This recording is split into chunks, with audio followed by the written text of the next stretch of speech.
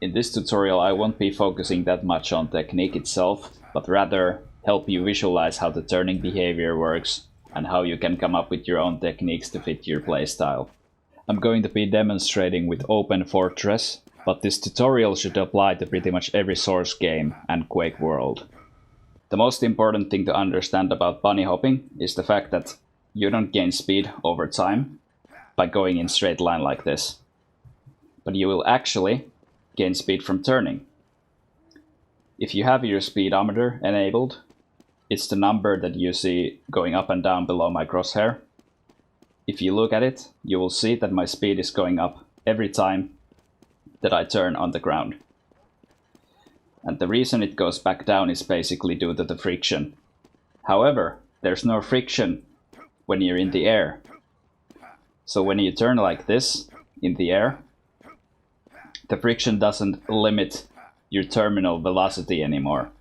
Now you might think that turning is very simple. You just press your forward key, turn the mouse, and then your character steers towards your forward side.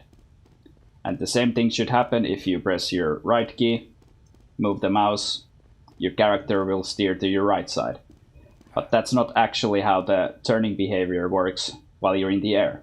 If that's how you're gonna visualize the turning behavior, then your first bunny hopping attempt will most likely look something like this. You're gonna go straight like this, holding forward. Then you realize, wait a minute, I'm not steering to the direction where I wanna go. And I know it would be very intuitive if it worked like that, but it doesn't. And that's why it's important to try to figure out a different way to visualize the turning behavior. One easy and silly way to visualize the turning behavior is to imagine that the only way you can physically turn is if there's a pole that you can grab with your arm and then swing around it. So let's imagine this pickup item is a pole and we want to turn around it to the right side. So we're gonna go past the pole like this and we're gonna grab it with our right hand, and it should look something like this.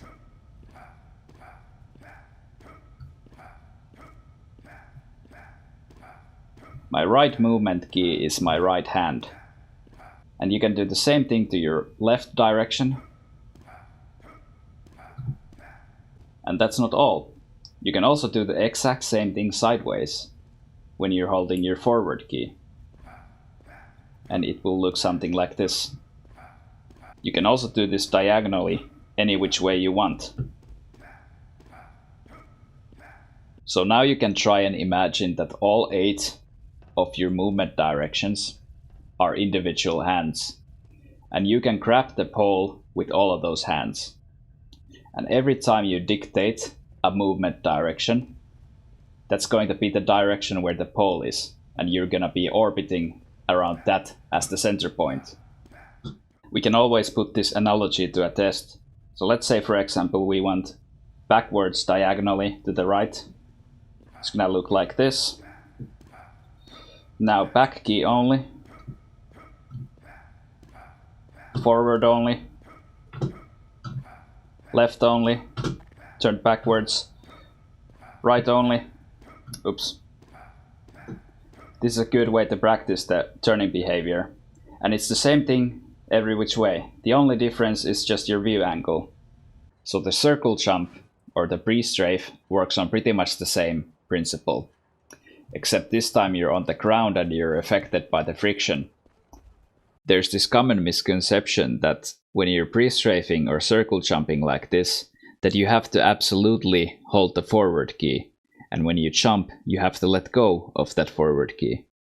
But if you follow my analogy, then all you're really doing there is just switching from one hand to another.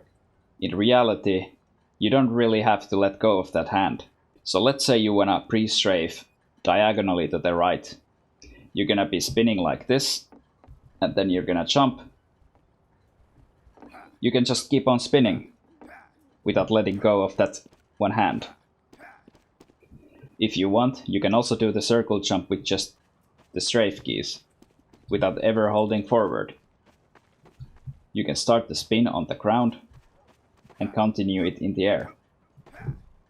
You can do the same thing with forward only. Spin like this. and proceed circling in the air. Now you might wonder, what's the point of bunny hopping sideways or diagonally when going forwards is obviously the most efficient and fastest way? Well, bunny hopping is not just a technique to get speed, but it's also a technique for maneuvering.